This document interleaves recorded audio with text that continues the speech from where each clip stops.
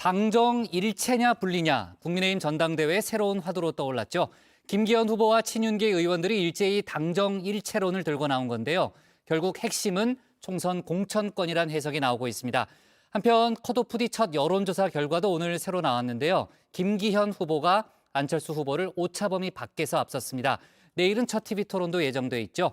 관련된 내용을 정치인사이드에서 짚어봅니다.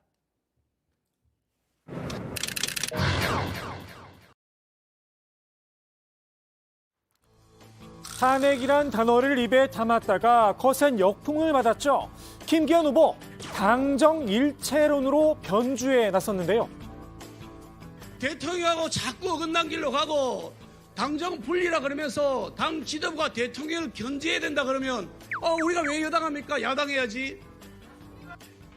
윤석열 대통령의 탄핵을 이야기했다는 건 왜곡이다 강변을 했습니다. 윤석열 정부의 성공을 위해 당정이 일체가 돼야 한다 주장한 것뿐이라는 겁니다. 그런데 말입니다. 당정 분리, 누가 대통령 견제론을 꺼냈다는 걸까요? 최근엔 논란이 된 건 오히려 친윤계가 제기한 당대표 부하론이었죠. 대통령은 위고 네. 대표는 아래다. 상호관계가 뚜렷하지 않을까요? 지금 직책관계라는 보면은. 윤석열 대통령이 과연 민주주의자인가? 여당의 대표는 대통령의 부하인가? 그래서 말이에요. 다른 친윤계 의원들조차 지금이 조선시대냐 선긋기에 나선 상황입니다. 대통령과 대표는 어떻게 보면 2인 삼각 달리기를 하는 그런 파트너의 관계죠. 파트너의 관계. 지금이 네. 어떤 조선시대 군주제도는 아니지 않습니까? 더욱이 탄핵론의 주체 안철수 후보였죠. 미래 권력까지 거론하며 윤 대통령에게 칼을 들이댈 수도 있다라고 말했는데요. 그 저변은 당정 일체냐 분리냐 문제가 아니라 공천권 문제가 깔려 있는 듯 싶습니다. 지난번 20대 총선이 되겠죠. 16년도. 네. 그때 저희 당이 현직 대통령이 있고 그리고 당대표가 있는데 두 분의 반목이 있었단 말이죠. 김무성. 네. 예. 그 결과가 일당을 한 석 차로 놓치고 결국은 그 분위기로 가다가 탄핵까지 이렇게 갔던 그런 게 있었다. 그래서 현직 대통령과 여당 대표가 반목해서는 안 된다. 이른바 옥새 들고 나르샤의 추억을 소환한 겁니다. 원유철도 뛰어라.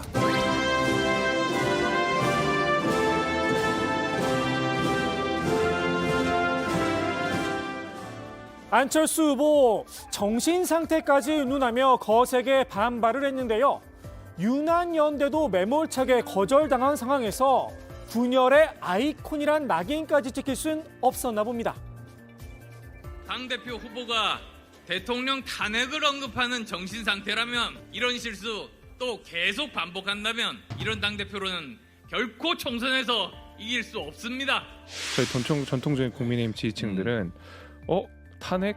그러면 이제 김무성, 박근혜, 안철수, 윤석열 이렇게 대치가 돼버리면 절대로 손이 안 가게 될 거란 말이죠.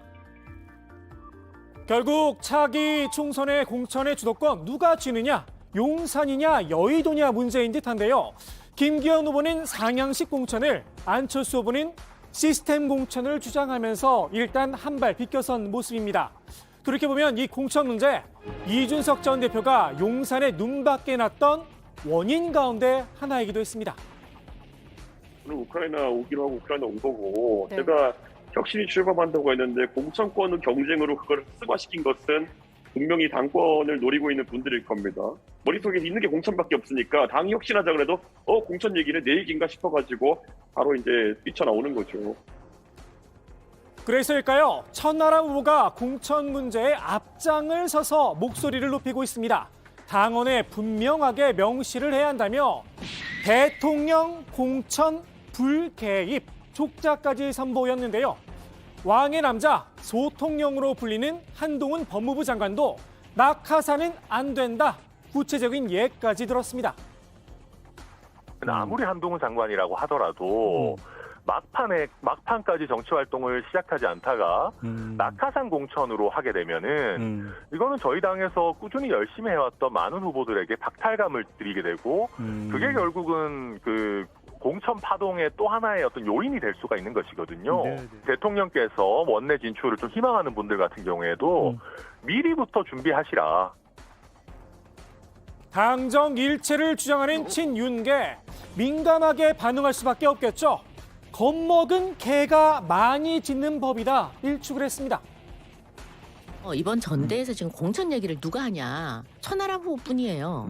뭐 대통령이 공천에 개입을 하는 걸 금지하자는 둥, 아니면 뭐 공천 줄 세우기를 한다는 둥. 네. 이렇게 계속해서 공천 얘기를 하는데 본인들이 무슨 공천을 못 받을까 두려워하는 것 같기도 하고요. 그러니까 그 원래 겁먹은 개가 많이 짖는 법 아닙니까? 그런데 말입니다. 컷오프까지 통과한 당권 주자를 개에 비유해도 되는 걸까요? 이준석 전 대표 실제로 양두구익이란 사자성어를 썼다가 윤리위에 회부되기도 했었죠. 당원에게 모욕적인 용어를 사용했다고 말입니다. 조만간 윤리위가 또 열릴지도 모르겠습니다. 오늘 컷오프 뒤 첫 여론조사 결과도 나왔습니다. 김기현 후보가 41%의 지지를 받으면서 안철수 후보를 오차범위 밖에서 앞섰는데요. 지난번 조사 결과에 비교해보면 김 후보는 상승, 안 후보는 하락세를 보였습니다. 다만 김 후보가 과반을 차지하지 못한 모습인데요. 김 후보의 굳히기냐, 안 후보의 재추격이냐, 내일로 예정된 첫 TV토론이 변곡점으로 떠올랐습니다. 특히 TV토론 때마다 인상 깊은 어록을 생산해왔죠. 안 후보의 활약상에 관심이 모아지고 있는데요. 안철수 후보 항상 지지율 좋게 가다가 토론 몇 번 하고 나가지고 지지율 다 망가지는 경우 수두룩하게 우리가 봤었잖아요. 네.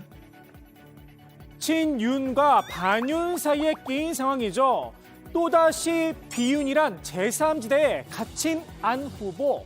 양측의 공세를 다 받아내야 하는 입장입니다. 안철수 의원 이제 김기현 의원과 천하람 후보 양쪽을 다 봐야 되지만 천하람 후보나 김기현 의원은 앞만 보고 달려도 되거든요. 그런 상황에서 점점 안철수 의원의 입지가 좁아질 거라고 생각이 되고 안철수 후보께서 스탠스를 잘 잡아야 이 양자의 싸움, 갈등, 아주 극단적인 갈등을 잘 이렇게 수습하고 넘어가야 되는데 자칫 휩쓸리게 되면 이제 천하람 후보한테 당할 수가 있죠. 천하람 후보, 안 후보의 표를 잠식해 골든 크로스를 이뤄내겠다 천명을 한 상태죠. 이번 TV 토론에 낼 문제도 미리 공개를 했습니다. 승인 안 해주고 나중에 쪽팔려서. 그러니까 저는 바이든이라고 할 거고 네. 김기현 후보는 아마도 날리면이라고 할 거고 예. 안철수 후보는 바이든인지 날리면인지 모르겠다고 하시거나 둘 다일 수도 있다고 하시거나 질문을 회피하시거나 그러지 않을까. 천하람 후보의 돌풍 스스로 허리케인을 자처하고 있죠.